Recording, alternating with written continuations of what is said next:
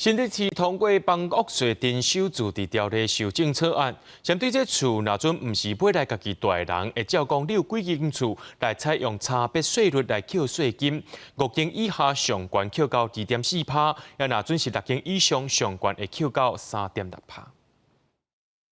新北市通过房屋税征收率自治条例，税务局表示，这届修法新北市影响户数差不多有14000户，其他222000外户，大概93%的人并未去受到影响。条例会对今年7月开始实行，请民众要特别注意。非自住的部分啊，5户以下，我们由原来的税率1.5%调高为2.4%，6户以上的这个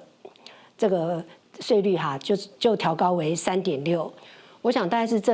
尤其是这2年，那个房屋的价钱啊一直往上飙涨，那我觉得政府总是要有所作为，针对